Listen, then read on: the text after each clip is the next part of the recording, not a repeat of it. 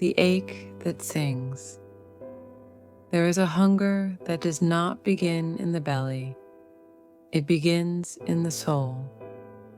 It arrives quietly, like dusk slipping over the horizon, and stays long after midnight has gone.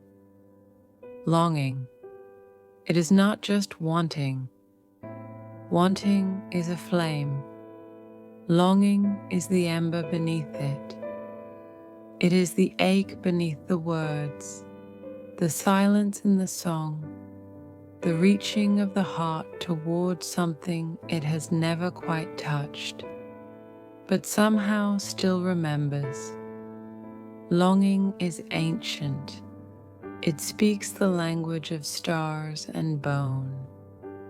It lives in the chest like a cathedral with no name, echoing with prayers you didn't know you were still whispering. It is not lack, but the awareness of what could be, what once was, what might yet still become. It doesn't always hurt. Sometimes it's a soft ache, the kind that reminds you you're alive. Sometimes it is violent, a tide crashing against the cliffs of your ribs, pulling at you with the gravity of everything you've ever loved but never held. You might long for a person or a place or a version of yourself you haven't met yet, but feel in your marrow as destiny. Longing is not foolish. It is sacred. It is the compass of the soul. Do not be ashamed of the ache. It is evidence that you are still open, still willing to feel, still wired for wonder. It is the whisper of God saying, there is more. You might mistake it for loneliness, but it is deeper. Loneliness is the absence of others.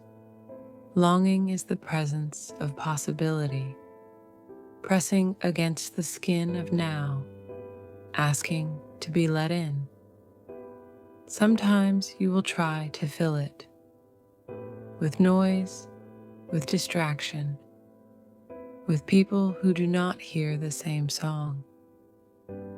But the truth is, you cannot quiet longing with anything that does not echo its original call. And that call is holy.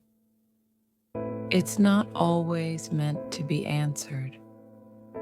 Some longings exist to stretch you, to remind you there are oceans inside you that have not yet touched their shores.